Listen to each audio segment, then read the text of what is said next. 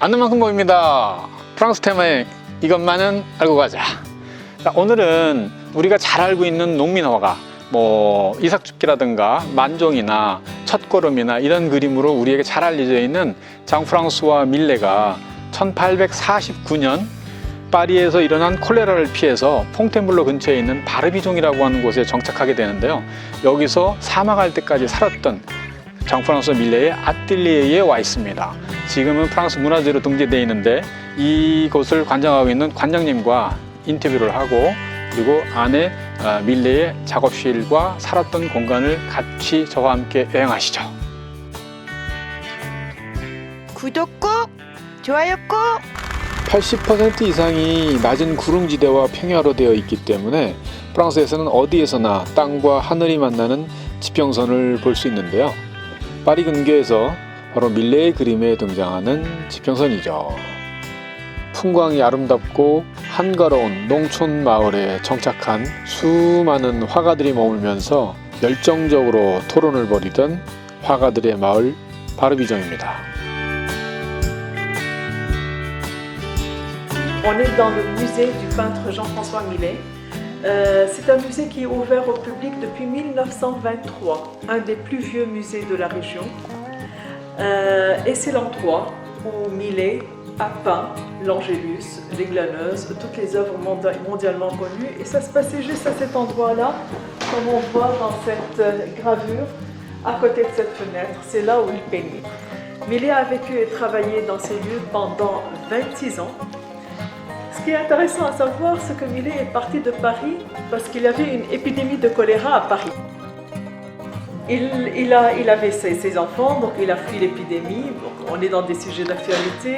Il pensait passer juste 2-3 semaines, mais il est resté jusqu'à la fin de sa vie, 26 ans, entre 1849 et 1875, il est décédé là. Donc, si j'ai bien compris, Jean-François Millet a peint à cette place ici. Oui. Mais ça représente de quoi, madame, le petit bateau? Alors, on a fait un petit clin d'œil parce que si vous regardez la gravure qui est là, Millet avait l'habitude de mettre un bateau sur son chevalet. Tout simplement parce que c'était sa façon de se rappeler sa Normandie natale. Millet est né en Normandie et il mettait un bateau pour se rappeler la Normandie, son pays natal. Cruchy, à côté de Cherbourg. Ouais, tout à fait. À part ces deux copies qui sont sur ce chevalet, tous les tableaux qui sont ici sont des œuvres originales de l'école de Barbizon. L'école de Barbizon, c'est la période entre 1830 et 1870. Pas loin de 150 artistes vivaient et travaillaient dans ce village. Millet, Rousseau, Diaz, Daubigny, Corot. Donc c'est la période qui s'arrête à 1870 pour laisser la place après à la période des impressionnistes. Il y a beaucoup d'impressionnistes qui ont débuté à Barbizon, qui sont venus sur la trace de leur maître de l'école de Barbizon, comme Monet, Cézanne, Pissarro, Sisley, etc. Et il a eu en tout 9 enfants, donc 6 sont nés dans cette maison. Il vivait ici avec sa femme, ses 9 enfants et son petit frère aussi, Jean-Baptiste, qui était également artiste. Vous voyez que la maison n'est pas grande, donc Millet vivait plutôt modestement. Il n'a jamais eu assez d'argent pour pouvoir être installé confortablement.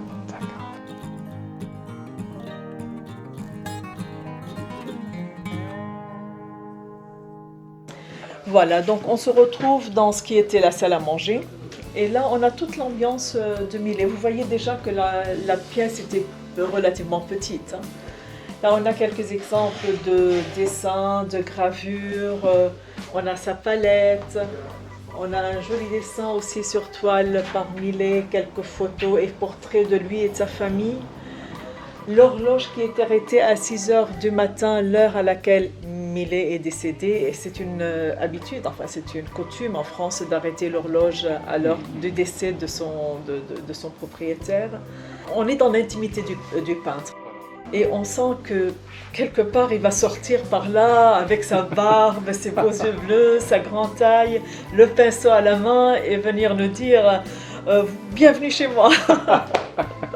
Donc vous voyez dans ces deux tableaux de Millet et de Van Gogh l'influence qu'avait Millet sur Van Gogh. Van Gogh considérait Millet comme son père spirituel. Il a passé vraiment toute sa vie à peindre et à repeindre d'après lui. Il disait même que c'est Millet, le peintre moderne, qui a ouvert la route à tous les autres. Van Gogh travaillait beaucoup d'après des gravures, donc il n'avait pas l'étoile qui était devant lui. Il travaillait d'après des gravures, comme vous voyez ici. Ouais, Ce sont des gravures que Van Gogh utilisait. Et c'est pour ça que les couleurs sont différentes aussi. Donc il n'utilisait pas la même palette parce qu'il n'avait pas les couleurs devant lui. Il avait juste le trait et le thème. Mais tous les détails sont là. Millet, quand il voyait dans son atelier, il était à côté de la fenêtre, donc beaucoup de gens passaient regarder travailler. Donc pour s'isoler un peu, se retrouver, il montait à l'étage. Et à la fin de sa vie, quand il est devenu très malade, cette salle est devenue son petit monde. Et c'est là où il est décédé en fait. Pour les chambres, vous m'avez posé la question, c'est bien parce qu'effectivement on a la salle à manger et la cuisine. Et vous allez me demander, mais où est-ce qu'ils dormaient, tous ces gens-là? Il y a une partie de la maison qui était de l'autre côté par rapport à la courette, qui n'existe plus aujourd'hui, elle est tombée en ruine. Malheureusement, elle n'a pas pu être bien entretenue après le décès de Millet, et elle n'existe plus aujourd'hui. On la retrouve encore dans les gravures et dans les photos, mais elle n'existe plus. 시청해 주셔서 감사드립니다. 구독은 무료인데요. 오른쪽 구독과 알림 버튼을 누르시면 저희가 올리는 프랑스 정보 영상을 제일 먼저 보실 수 있습니다. 알차고 유익한 프랑스 정보를 알고 싶어 하시는 주변 분들과 공유하시기 바랍니다. 지금까지 알고 가자 프랑스와 함께 하셨고요. 더 상세한 정보는 아래 링크에서 저희 홈페이지를 참조하시고요. 테마 여행은 저희 알고 가자와 함께 하시기를 추천합니다. Bon voyage. Bonjour Monsieur Barra, ça va bien. Ah ouais. Il faut pas qu'on se serre la main, sinon c'est terrible. Ouais, Bonjour. Ah, c'est mon ami. Oui, bienvenue. Ça va, ça a été? Bah non, en fait, nous aussi, c'était vraiment terrible.